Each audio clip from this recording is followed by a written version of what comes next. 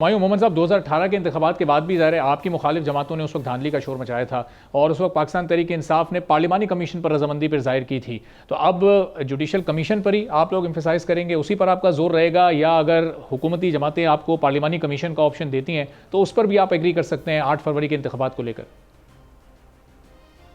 بسم اللہ الرحمن الرحیم. ایاک نعبد و ایاک نستعین. دیکھیں, جیسے ابھی رضا ہارون صاحب بتا رہے تھے کہ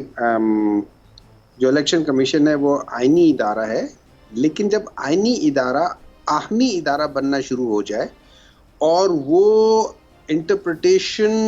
نظر ضرورت کے تحت کرنا شروع کر دے اور دو یا ایسے ڈیسیجن لینا شروع کر دے کہ جس میں آئین کہتا ہے کہ اس دوران میں اس طرح ہونا چاہیے, الیکشنز ہونے چاہیے, اور وہ اپنی انٹرپریٹیشن یا کسی طریقے سے آئیدر ود پریشر یا جو بھی طریقہ ہے وہ اس کی انٹرپریٹیشن کر دیتا ہے کہ نہیں جی ہم 254 یا اس کے لحاظ سے ہم اس کو اس وقت نہیں کر سکتے, ہمارے پاس اس وقت یہ حالات نہیں ہے, وہ حالات نہیں ہے. تو پھر اس کے بعد مجھے نہیں سمجھ آتی کہ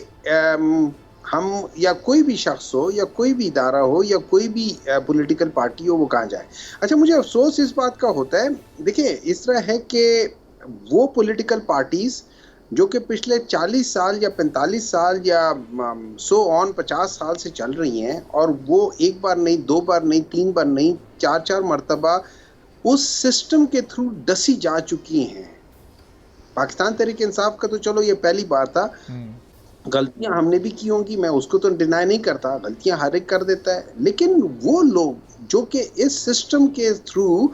1 2 3 4 دفعہ ڈسے گئے ہیں اور ہر دفعہ ہوئے, اگر وہ دوبارہ اسی سسٹم کو سپورٹ کرنا شروع کر دیں جسٹ بیکاز کہ دس ٹائم یہ سسٹم ان کے لیے کر رہا ہے. اور میں دیکھیں بات یہ ہو جاتی ہے, یہ جو الیکشن کمیشن ہو گیا یا یہ جوڈیشری کے اوپر پریشر ہوتا ہے اور اس کی وجہ سے کوئی ڈیسیجنز صحیح آتے غلط آتے ہیں, چاہے وہ ذوالفقار علی بھٹو کا کیس تھا, چاہے وہ یا نواز شریف کا تھا, چاہے وہ عمران خان کا تھا, چاہے وہ آصف علی زرداری کا تھا, چاہے وہ کسی کا بھی تھا, جب یہ چیزیں آتی ہیں کسی پریشر یا کسی کی وجہ سے آتی ہیں اور آپ پھر اسی چیز کو سپورٹ کرنا شروع ہو جائے تو it goes beyond my comprehension کہ وہ کیسے اس چیز لیکن صاحب کہہ رہے ہیں کہ پاکستان تحریک انصاف کا تو یہ پہلا ایکسپیرینس ہے اس طرح کے معاملات کا. 2013 میں بھی آپ لوگوں کو یہ اسی طرح کے تحفظات تھے, جبھی آپ لوگوں نے دھرنا دیا. پھر 18 میں چونکہ ذرا تھوڑی بینیفیشری والی آپ کی حیثیت تھی تو اس وقت آپ لوگوں کو اعتراض نہیں تھا. اب 2024 میں پھر ٹیبل ٹرن ہو گیا تو اب پھر آپ لوگوں کو اعتراض ہے اس پر. میں آپ کو بالکل یہی بات بتا رہا ہوں کہ جو 2013 میں جو ہوا تھا اس میں ہم نے سمپل یہ کہا تھا کہ 4 حلقے کھول کے ایک ٹیسٹ چیز کر کے دیکھ لے کہ اس میں کیا. اچھا, اس میں ایک چیز سامنے آئی, ٹھیک ہے, اس میں چیز یہ آئی کہ جو ہارنے والے اور جیتنے والے ان کے درمیان میں جو ڈفرنس ہے وہ ڈفرنس ان ووٹوں سے کم ہے جن ووٹوں کو کینسل کیا گیا ہے, ٹھیک ہے. So that means that is one tool. اور 4 حلقوں میں یہ تھا, ٹھیک ہے, اس کے ساتھ کمیشن نے یہ کہہ دیا کہ جی اس کے اندر ایک منظم دھاندلی نہیں آتی, لیکن اگر اب 4 کے حلقوں میں ایک ہی مسئلہ آ رہا ہے تو اس کو منظم نہیں کہیں گے اور کیا کہیں گے. اچھا, پھر 2018 کی بات کرتے ہیں. 2018 میں جو میرے جو اپنی انالیسز ہے, میں بھی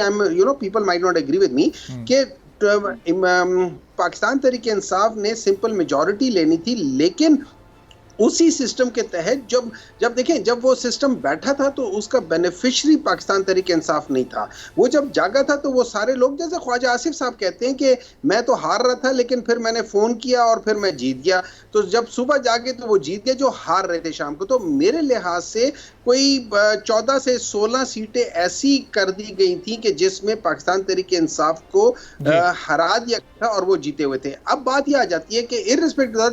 irrespective of this کہ پاکستان تحریک انصاف اس میں بینیفیشری تھی یا نہیں تھی. سوال یہ اٹھتا ہے کہ پیپلز پارٹی کو آپ نے دیکھا ہوا ہے کہ کیا کس جگہ سے گزر چکے ہیں, پی ایم ایل این کو دیکھ چکے ہیں کہ کس جگہ سے گزر چکے ہیں, ساری چیزیں. تو کیا یہ لوگ اس دفعہ دوبارہ وہی سسٹم کریں گے کل کو؟ پھر جب یہ چیز ٹیبل ٹرنز ہوں گے پھر ہم کہیں گے چلو ہم اس دفعہ کر لیتے ہیں. سبسکرائب کریں اور بیل دبائیں تاکہ کوئی خبر رہ نہ جائے.